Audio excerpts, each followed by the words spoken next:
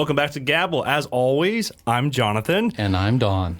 Today we are back again. Don, what are we talking about? Well, a lady's favorite hobby, or almost favorite hobby, shopping. Okay, well, it sounds a little chauvinistic of you, Don. Oh, I'm sorry. Okay, so all ladies must like shopping. Oh, well, probably not, but many. I have a question for you to start, and that is, what does the Civil War, a tattoo, the Titanic ship, and shopping have in common? No idea. Good. Just stay tuned. You're fixing to find out. Oh, we're tying all those in. So, today our topic is going to be speaking of two primary characters. Okay. The first primary character is going to be a man by the name of Roland H. Macy Sr. And then I believe we're also going to be talking quite a bit about a man by the name of JCPenney. Oh, yeah, I got him. Yeah, you're right. Okay, so... You happen to be right, Don. I don't know how you know these things. Man, brilliance. Wow. Okay. So, where do we start? I think probably the best way to start, or best place to start, would be to start in 1838. Okay. When Roland H. Macy was a 15-year-old, he ran away from home. He had lived in Nantucket, Massachusetts. And so he runs away from Massachusetts to join a whaling ship. And at the time of our story, he is at the Cape Horn in Chile. And he's only 5'1". He's 120 pounds. He's just a little guy. Just a little guy. And, slightly bigger than me. Well, okay, all right. I'm bigger than that, I guess. But he's sitting there in the bottom of the ship, and as he's sitting there, all of his friends and even some fellow family members that are on this whaling ship begin to make fun of him. And the reason they're making fun of him is because of his so young and so small. Yeah, his small stature and all of that. Runs away from home. Doesn't he trade work for passage? I think you're right. Yeah. Yes.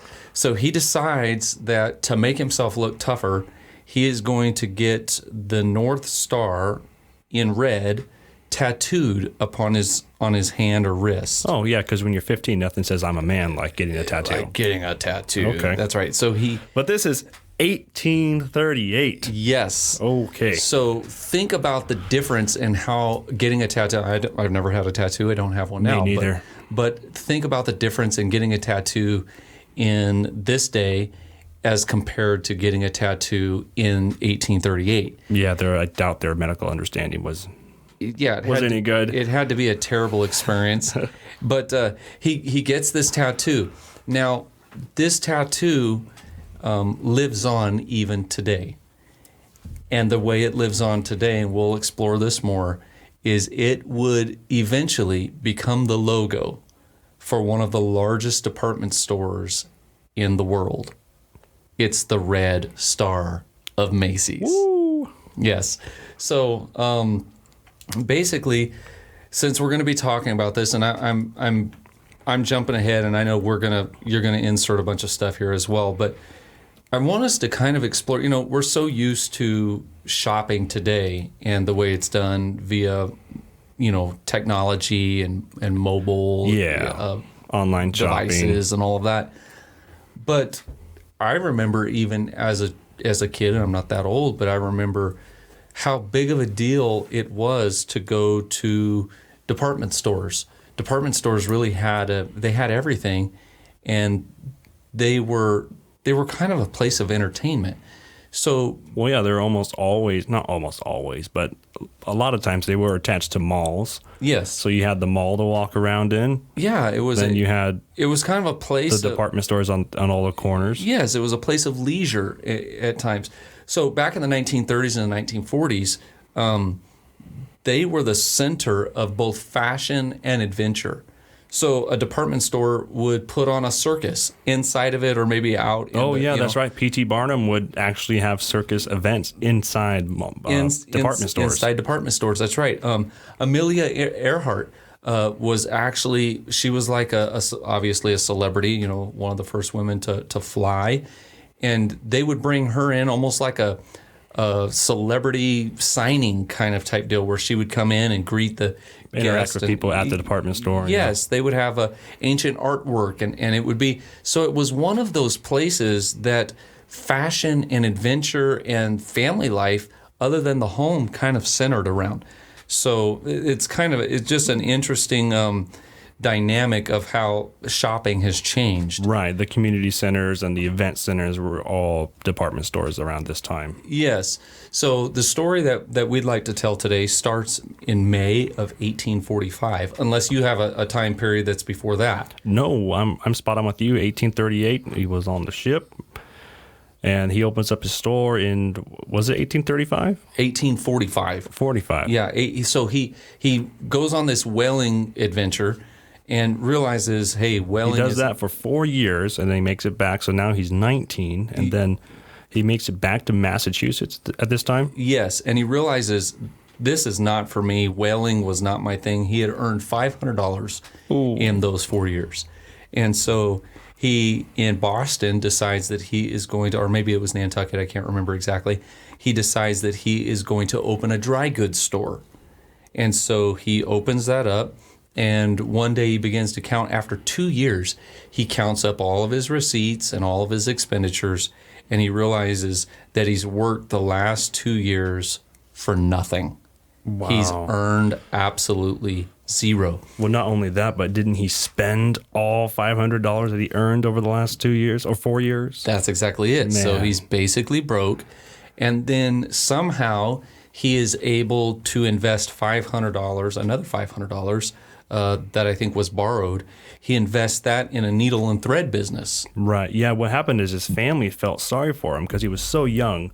And I think he had a lot of brothers. He had something like 11 brothers, but only 7 of them made it to adult life. So a lot of them passed away. Okay. And then his family felt sorry for him, the older members, so they lent him some money. Okay, so he opens this needle and thread business, and it also fails in 1 year. And so he decides that he's going to invest in another dry goods store. And I don't know how he got the money to do that, but somehow he finds a way, and he fails at that too. Man, at what point did him and his brother make it over to California? So that would have been in 1850. In 1850, his brother, his name was Charles. Right, him and Charles. Yeah, him and Charles, they go to California. They hear about the gold rush. The gold rush. And their plan is they're going to be the supply guys. The supply guys. We don't for have the to 49ers. be mining, but we will be the supply guys. They'll buy the goods from us, and we'll get rich. Yes. So they borrow, beg, get all the money they can together. Yes, and then they go into San Francisco. They buy all the supplies that they could. Yeah, you're right. And then they go to Yuba City. I remember this in my research because I was born in Yuba City. Oh, wow. Okay. So they're in Yuba City making their way to Marysville. Yes. And they decide to ford the river with all their donkeys and all their supplies. That's right. So they're going to ford the Feather River. And so 1850, they're fording this river. The problem is Roland, who they commonly called R.H., and we'll refer to him this afternoon as R.H. Macy, yeah. Yes. So R.H., even though he had been on a ship for 4 years, could not swim. So he's holding on to the lead mule that they had purchased. He's holding on to his neck frantically as they go to cross this frothing river. And he can't hardly get across. And so... Well, yeah, he can't swim. He's going to die. He's going to die, basically. and the other crazy part about it is, don't forget, they've put every cent that they have... Yeah, all the money they borrowed, all their life savings is spent on these goods. Yes. And they're counting that them are to loaded get across the on river. these mules. Mm-hmm. And so they're crossing this river. He's hanging onto the mule. The mule butts him in the head. He's tasting blood in his mouth. He's realizing, I can't swim. And so he starts screaming out, help me, I can't make it, I don't know what I'm going to do. And his brother's standing on the other side basically saying, don't be a disgrace to the family. Come on, if you made it in the South Pacific, you can surely make it across a river. And so there's this desire to live, and somehow he gets across the river without losing it all. He makes it barely. And the sad part is there was once they get to the camp, where was this at? It was they go from Yuba City, Marysville. They're going to Marysville. Well, but there's one mule that dies. Oh yeah, they do lose a mule. They lose a mule, and so they get to Marysville and they realize that when they got to Marysville, they got there too late.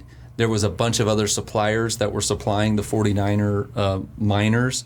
And so all those life savings. All the life savings, this business venture is a total fail, and they're completely wiped out 3 months later. Yeah, only 3 months. Wow. Yeah, so, I mean, this guy is, what is he, 20-something years old? Failure after failure. He can't seem to make it. Yeah, he's already failed 4 times in business. Man. And so Charles, his brother, decides he's going to stay out west.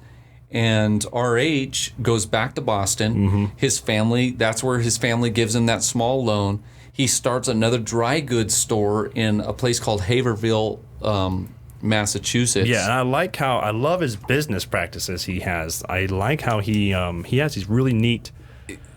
Why don't you expound on those? Because I think they're interesting as well. So first of all, he has no discrimination. So he has a one-price policy for all residents, plainsmen, traders, and Indians.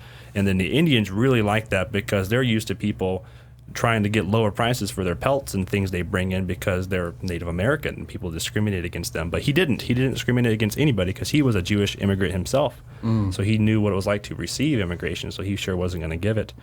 And another motto he had was no haggling. The price you see is the price you pay. Okay. This was entrenched in his business model and would stay the Macy's business model for years to come, decades even. The other interesting part about that was it was a payment in full. His motto was he wouldn't take credit, exactly, which was a huge thing. So in this time period, there was a lot laying on someone's reputation. So you would vouch for somebody, and when you would vouch somebody, they knew you for several years, and when you would vouch for someone, they'd say, hey, this guy's good, he pays his debts, okay, cool. And that was your credit, was word of mouth and reputation. You have to think of the lack of cash availability at that time. Right. So they would live on total credit with the stores, etc. Yeah, every store agreement. had a line of credit for different guys. They all knew each other's names. A small town, yeah. Yeah. So his motto was, quote, payment in full in cash, unquote. And that was unusual. And so then so he's finally successful with this new business model. He actually makes a lot of retail business and makes so much money that he's able to, in 1863, move to Manhattan. And he takes his store with him. And that's when he hires Margaret, right? Margaret's his distant cousin. Is that? Yes. Aren't they related? They are related. Yep. Distant cousin. So Margaret is quite the character because she is turns out to be a very smart businesswoman. When he sees how smart she is with business, he goes ahead and promotes her to manage more. Mm-hmm. And like she was like a bookkeeper or something. Yeah, she was a bookkeeper. Yes. Then he made her in charge of a bunch of all the advertising. Yeah, and you know what's, speaking of advertising, they were spending at that point 3% of their annual revenue on advertising, which was unheard of at that time. Just interesting. He was kind of ahead of his time when it came to marketing and advertising. Well, yeah, and he landed Margaret, which was a really good copywriter. She was able to come up with really good phrases that caught people's attention. Yes. Especially the ladies at that time. She was a lady, obviously, so she knew how to appeal to the women when they were buying vests for the kids and needle and thread, and she knew what to write. Hey, we got this for 50 cents, and she's a good marketer. One of my favorite stories from this is when she has those kittens. Oh yes, tell this. This is awesome. Oh my goodness! So this is what year is this? 1863. This would have been. She hatches this plan before the turn of the 19th century. She gets these kittens, and she puts them in little doll dresses. Oh. And she says, "Oh, these are going to be so cute. I'm going to put them in doll dresses, and we'll set them up in the store. People will love it because they're so adorable." And this was around Christmas time. Right. Okay. But she couldn't get the kittens to calm down. She's trying to give them sardines. She put them in the dresses and then give them sardines as like a reward. Like, here, if you wear the dress, you get to have a sardine. But the kittens weren't having it. They were still going crazy, fussing and biting at the dresses. So finally she gets an idea. She says, you know what I'm going to do? She asks R.H. Macy, say, hey, do you have some wine or whatever he had? He's like, oh, what do you need? What? Oh, he realizes what she wants to do. And he says, I got a better idea. So he goes and grabs some eggnog, she puts it in an eyedropper, and just force feeds the kittens eggnog, and the kittens are so drunk that they can barely stay awake. So now they're just laying around in these... Yeah, now they're laying in these little cribs, looking cute as buttons. But people don't realize they're drunker than skunks. But it turned out to be a great marketing ploy because she hired a photographer to take pictures of these things. And didn't she have this at the same time have like a local music teacher that was like playing lullabies? She hired a celloist to come into their store and play the cello while these kittens napped in their little doll dresses. So people would come and see the little kittens, hear the cello playing. They knew how to set the stage and the ambience in the store to make it pleasant to be in there when they were doing their shopping. And even wasn't the lines just for these photographs of these kittens was just, they say it was just out the door pretty much. Yeah, a lot of people want to see the kittens. Even P.T. Barnum actually came to see the kittens. I mean, there was a lot of celebrities and stuff at the time. R.H. Macy was good friends with P.T. Barnum. So that's and that year, in just a few weeks span, they went from making a decent amount, but not overly great, to that year they closed out the year with $100,000 in sales. Yeah, that's right. In 1863, that was an amazing amount of money. Yeah, at my inflation calculator, it doesn't even go that far back. No, that's so okay. So that brings us to the year 1864. Is that correct? Where basically, R.H. Sr. is realizing, hey, I need to start preparing a succession plan. But he only has one son. Yes, and so he's trying to figure out what am I going to do? And so he employs his son, but his son hates it, and his son only works just a few days. Yeah, his son is very hard-headed, doesn't want to listen to his dad. Yeah. Doesn't want to obey anything he has to say. And so doesn't he run off? Yeah, runs off. He runs off and he joins the Union Army. That's right. Because remember, we're in the middle of the Civil War. Okay, folks, I don't know if you're paying attention, but we've already had the tattoo. Now we've got the Civil War. And so in the Civil War, he joins the Union Army, and he's there, and while he is 9 days into his volunteering, yes, he decides the Army life is not for him. So he didn't want to work for his dad. He doesn't want to work in the Army. Hates the Army. He hates the Army to the point that he deserts in the Army. Now, he deserts the Union Army. He runs out. He doesn't bathe. He's gone. Remember, the punishment for desertion at this time is firing squad. It's pretty bad. It can be really bad. Yeah, it was either flogging. They branded you with an actual cattle brand, or the firing squad. Man. That was your three choices. And so he runs out knowing all of that.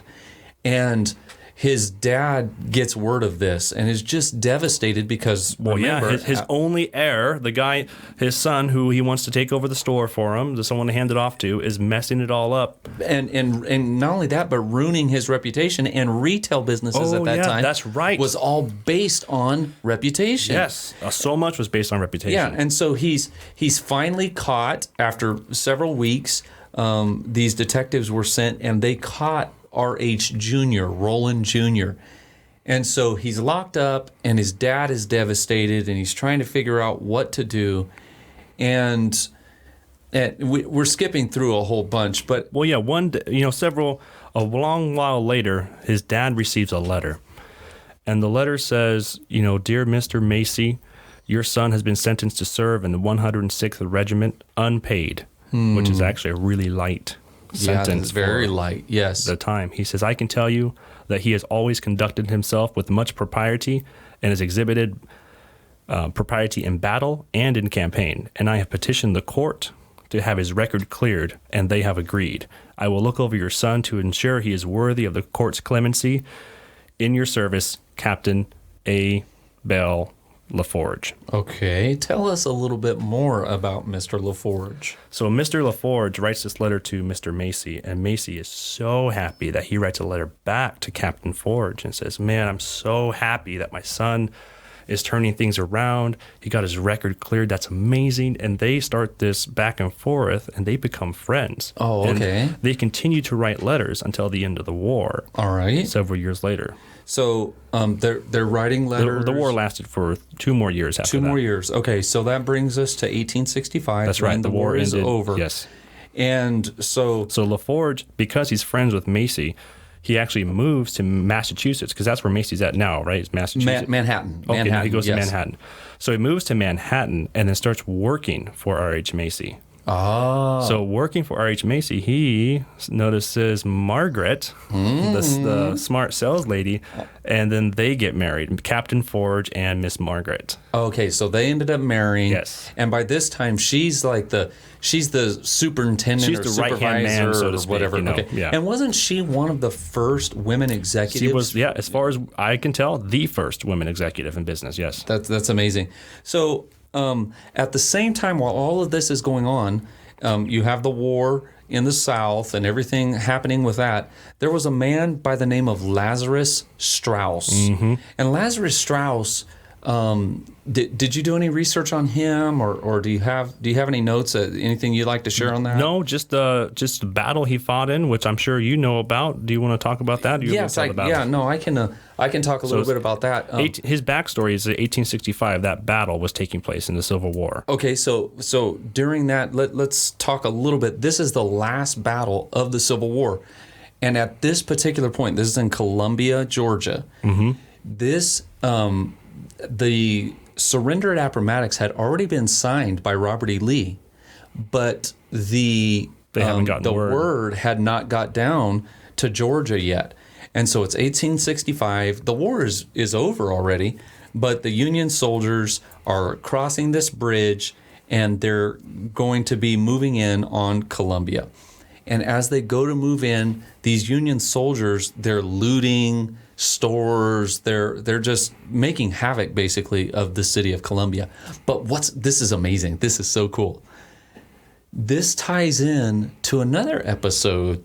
Oh yeah, one of our earlier episodes. That you will want to talk or listen to if you haven't listened to it already. And that episode is called Cola.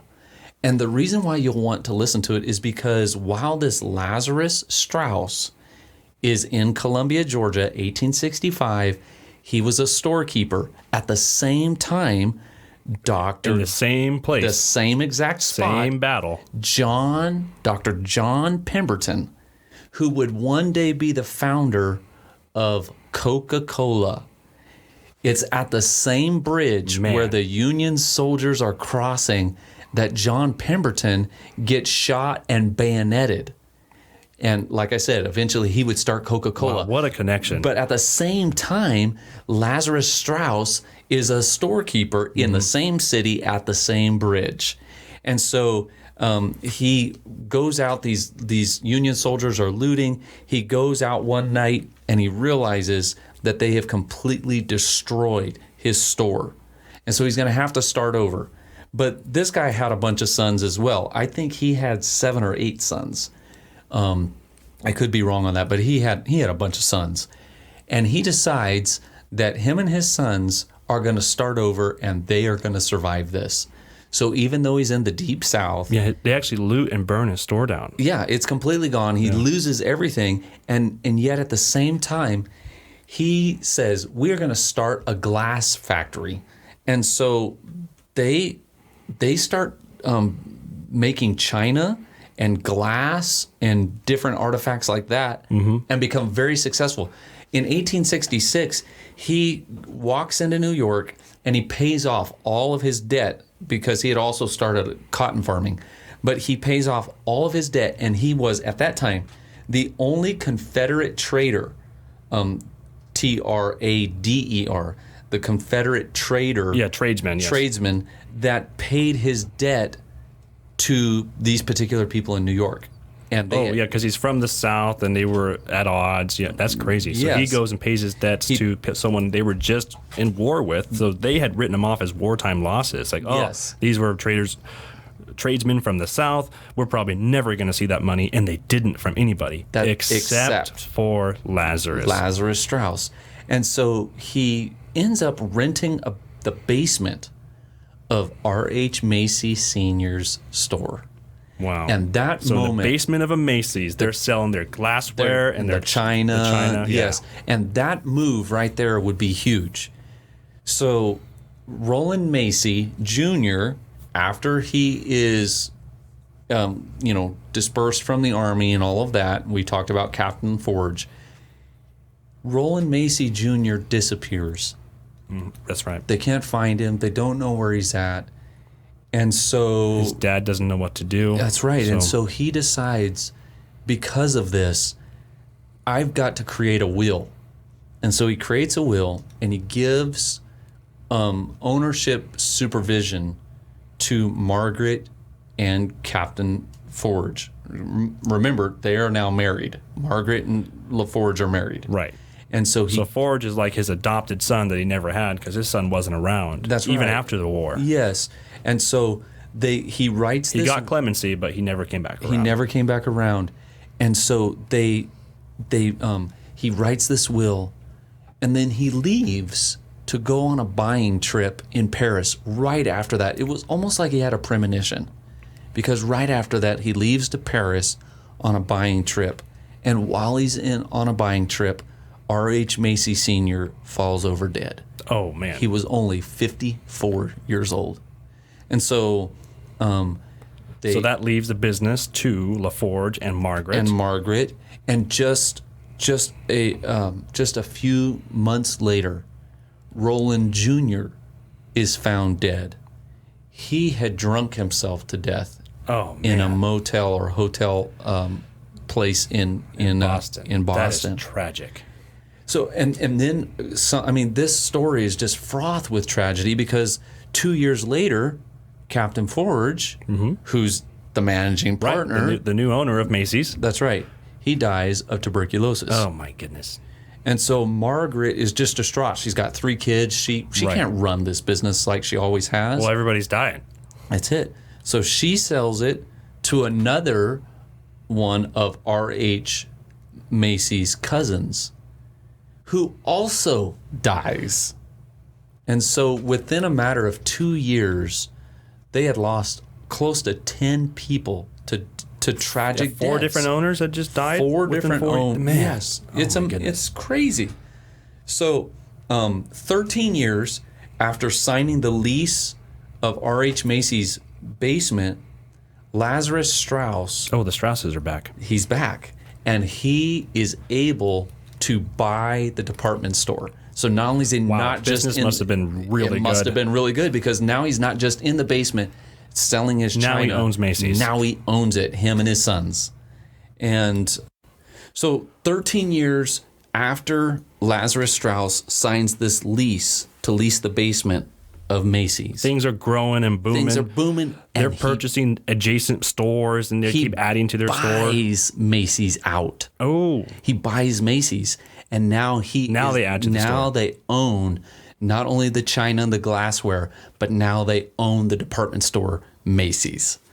And things are going really well, because this is the 20s, right? The roaring 20s. The roaring 20s, yes. People are spending money like crazy for retail, and that's a perfect time for this giant department store to be in business. So they buy adjacent stores. They grow exponentially to the point where it gets so complicated to find something, because they're buying separate stores just for the men's coats. The men's coats go out this door, go down the street, past 3 buildings on the left.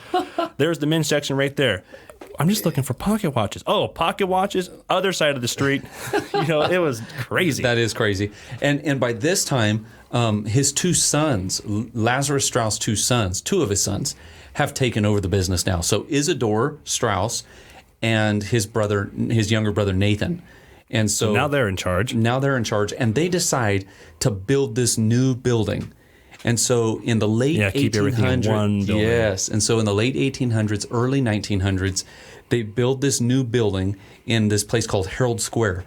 And at that time, think about it, it employed 4,000 workers inside the store once it was completed. That's not to build it. That's once it was completed. 4,000 employees. 4,000 employees. It had its own fire station. That's how big this place was. And it cost at that time $4 million to build. Yes. Pretty That's amazing. Insane. So around this same time, one of their competitors, Bernie Gimbel opens up this giant store. I don't know. It's unclear where he gets his money from, but he opens up this giant store to compete with Macy's. He opens up right next door to them. He spends $17 million on a 10-story emporium with 1 million square feet.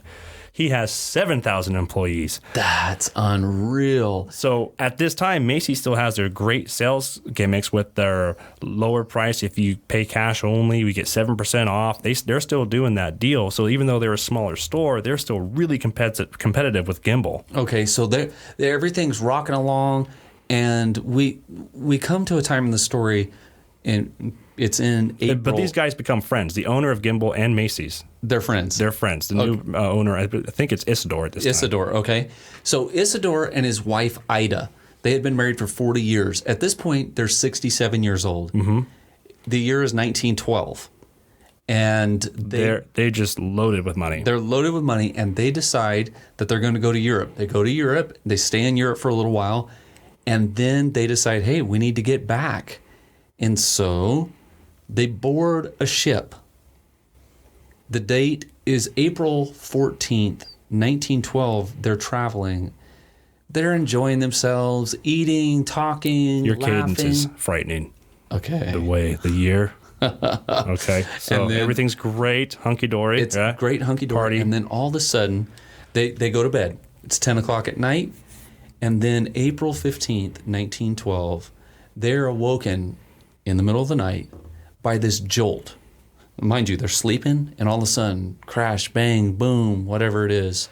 Oh, boy. And they wake up, and when they wake up by this jolt, they get up, they get dressed, and they walk to the upper deck, and they are standing on this ship. The ship was the Titanic. Oh, that's unfortunate. And so they're standing there in this line. It's 1 a.m. The band is still playing. The ship's orchestra is still playing their songs. They're unaware? They're unaware of, they don't realize how desperate this thing is. Oh, the show must go on, fellas. That's exactly it. And so they're standing in line, and they're in line for lifeboat number 8.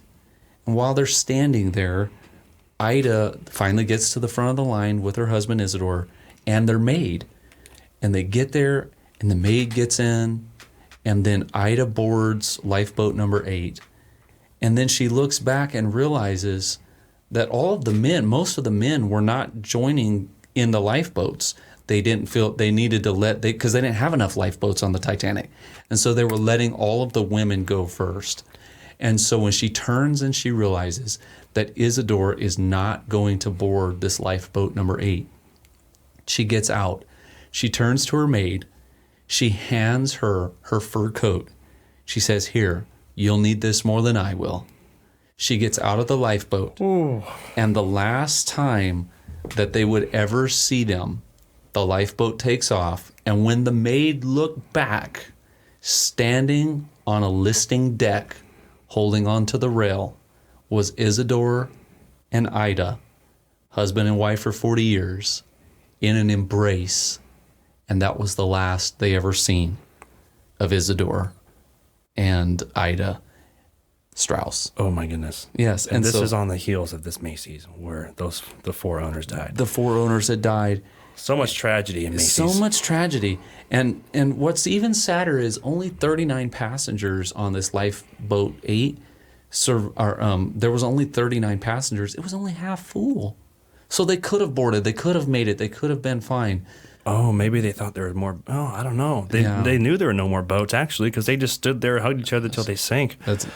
Oh, man. Yeah, so I know that took a turn for heaviness, but it's just an amazing story of how much tragedy and yet perseverance and power that Macy's had accomplished in less than a century. Yeah, so back to Manhattan, where you have the 2 competing stores. You have Gimbel's and Macy's. 1923, Bernie and Horace Sachs. Horace is 41 years old. He has a store next to Macy's. He partners with the new owner of Macy's. Okay. And they open up this new store called Saks Fifth Avenue on Fifth Avenue. Okay. Yeah. So this new store is more luxury, a lot higher class, and that goes really well. Things are going really well for Mr. Lee Gimbel. Lee is the 4th generation of Gimbel and this luxury Gimbel brand that now owns Saks Fifth Avenue. Mm-hmm. Well, 1929 hits and the stock market crashes. Ooh. So Lee loses a lot of money And it's very sad. He then commits suicide. How old was he? He was pretty young. He was only like 27. Oh, wow. Okay, so he commits suicide, and he's gone. Who's running the store? Now it's Fred and Bernie Gimbel that own the Gimbel store, and this is the one point I wanted to make about Gimbel. So they're a competitor with Macy's, but they make this really smart move, which makes them quite the contender for Macy's. So Macy is a genius to this day, even in the 20s through the Depression, with their sales tactics and their really smart slogans that keep people coming in. What Gimbel decides to do is Fred convinces the real owner to, hey man, you need to borrow money as much as you can and stockpile goods, because this war that's going on, I think the U.S. is going to get involved. And if the U.S. does get involved, a lot of items are going to be really scarce, and we're going to need them for the wartime. So now we're talking about World War II. We're talking about the 1930s. Yes. Okay. Yes, wow. It's 1930. So it's 1939. Fred convinces Bernie Gimbel to borrow $20 million in 1939, and they purchase all the rubber, metal, silk, and nylon they can, because they know silk and nylon is needed for parachutes, and the military is going to be taking the majority of it. Ration it, okay.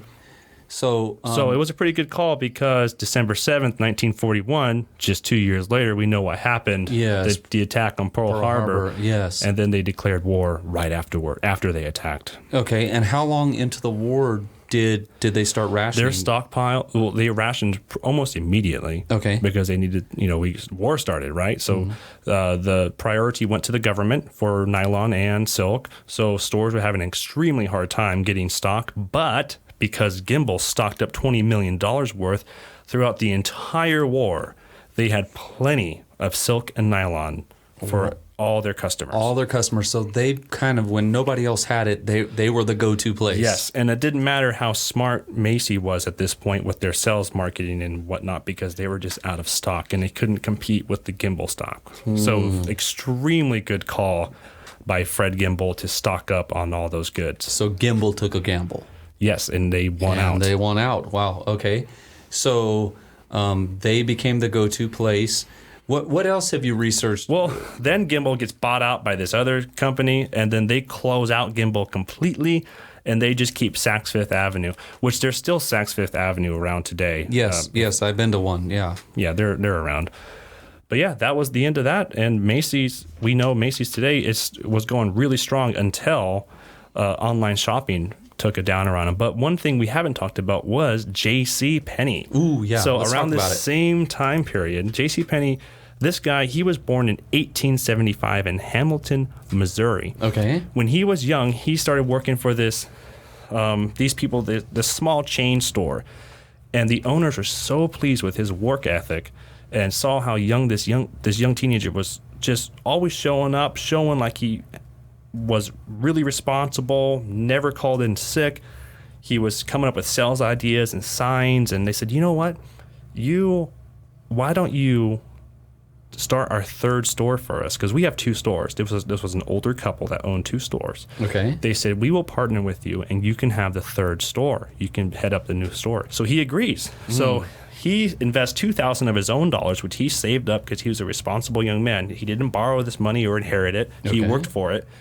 Starts this third small chain store, and then a couple years later, he's doing very well, running his own store. Well, the old couple that had a partnership with him dissolved their partnership, and when they did, he had made so much money running his third store that he turned around and bought the other two stores. Oh, wow. So he owned 3 stores now, and he's barely in his 20s. Oh, my goodness. Do you have any idea what year this would have been around? By 1898, he was is when he started working, and in 1902 is when he invested the $2,000, and then by 1912, or actually 1913, he already had 34 stores opened. Oh, wow. Wow. So it was moving along very quick. Yes. And then he moves to Salt Lake City, and that's when he incorporates JCPenney Company. JCPenney, all right. And he began to expand to Mississippi, and he just grew exponentially. And this guy, so same thing, the 20s happen, and things go very well for him. Mm-hmm. But then 1929 happens, and the stock market crashes. Okay. So Penny virtually loses everything.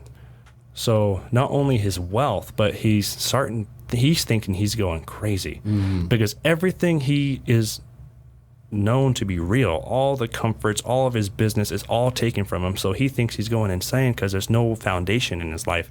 So he checks himself into a sanitarium, but not just any sanitarium, one we've talked about here before, Don. Are you serious? The Battle Creek Sanitarium. Oh man, we just talked about this last week. So if you listen to our serial episode, you'll know this sanitarium. Well, while he's at the sanitarium, he hears them play this hymn, and the hymn is God will take care of you. So he listens to that hymn, and he believes it, and he becomes a born-again Christian. He is a just sold out Christian, right? So he goes and he starts paying tithe, which is 1/10 of your income, which belongs to God, according to what the Bible teaches. Well, not only that, he starts paying 90% tithe. Oh my goodness! To the church. Wow! And he is extremely successful. He goes back. He doesn't own Macy's anymore, but now he's managing several of them. Sorry, yes, it's all good. Got conflated there because we're talking about Macy's. But Penny's goes back to manage his stores, and they grow, and they're huge, and they were contending with Macy's up until online shopping. And they have a large online shopping presence to this day. But it's just an incredible story. It is. It's amazing to me how these department stores are so connected. And now there is a little bit of a tidbit about JCPenney. Okay. And that is, there's another massive, what we would call a chain store or a department store that has got great ties to JCPenney. Oh, I don't know. What is it? Okay, and that is Mr. Sam Walton. Oh, no, I do know that. Okay. So I forgot to mention JCPenney when he owned these stores, he trained this young teenager some of his secrets. And he's like, man, you remind me of me when I was a young kid. So he's showing Mr. Walton all of his little tricks of the trade. And Mr. Walton was a good learner because 20 years later, Walton founded the first Walmart. And now his children are some of the richest in the world. The largest chain in America. And probably close to the largest chain in the world. Mr. JCPenney trained that guy. That's amazing. So I mean, taught him everything he knew. It's so crazy to me how, for the time, Macy's and Gimbel's, Saks Fifth Avenue, JCPenney, Coca-Cola. Yeah, they're all connected. What's crazy is how they connect with the Battle Creek Sanitarium ties into the cereal episode we just talked about. It's just all of these things, and then you add in Walmart. They're all connected somehow. Yeah. And it just... The people are connected, which is crazy. Yes. And so, and really, I guess that relates to, it shows you that success kind of breeds success in that successful there's a couple takeaways here. Not only that, but R.H. Macy failed several times before he succeeded. Right? Yes. He had all those failed ventures. He failed in dry goods many times over before he came up with the slogan treating all people equal and no bargaining. He tried the gold rush. He invested all of his money in that. He invested all of his money several times and failed until he was finally successful with that. Was it his fifth try? Something like that, yes. But JCPenney, he was pretty successful from the get-go. His only crash was in the Great Depression. But there again, he had two mentors that really seemed to help him kind of get on his feet and teach him. So what are your takeaway? Mentors are important. I think continuing to persevere in the face of failure is important. Most definitely. I think that having mentors is extremely important, especially in business, well, really in life. And then having the will to win, that you can knock me down, but you can't knock me out. I think all of those are extremely important characteristics in business for sure, and really in life. Well, that's all I got, Don. Do you have any more? No, I don't have any more on... That's about all I can handle. My goodness, this was twisty. It was twisty. Dramatic and sad, and then pretty awesome with Mr. Penny and trained in Sam Walton. Yes. I would like to kind of go off topic for just a second, and we would both like to say to all of our first responders and medical staff who are working right now with the COVID-19 coronavirus issue, we want to say how much we salute you, how much we appreciate all the time, effort, energy that you are putting in to help keep us safe. And so we wanted to give a shout out to all of our medical workers, responders. And if you know a medical responder or a medical technician of any sort, we invite you to please shout out to them in a review down below, because we really do want to honor them. Yeah, we want to hear from you. We want to hear from everybody. In fact, we have a new email address for you guys to reach us at. It's called thegabelpodcast@gmail.com. That's THEGABL podcast@gmail.com. We want to hear from you. If you have any show suggestions, we'd love to hear from you, or just whatever you got for us. And then don't forget to leave us a 5-star review on Apple Podcasts. Yes. That's so important. And we're already... Don't forget to subscribe on wherever you're listening to. We're on Stitcher, Spotify, TuneIn. Yeah. Yes, and we're already starting to get emails with suggestions to our email, and we appreciate it, and we read all the feedback that we get. Yeah, and we are working on a lot of things right now, so stay tuned for future episodes. Thanks for listening, everybody. Adios. Hey, guys, real quick, we had a fact-check error. I said that R.H. Macy was a Jewish immigrant. That was incorrect. It was actually Mr. Gimbel, the first Gimbel, the founder of Gimbel's, that was the Jewish immigrant, not R.H. Macy's. Sorry about that. We'll do our best to keep our facts straight going forward, and we appreciate everything you got for us. Thank you, guys.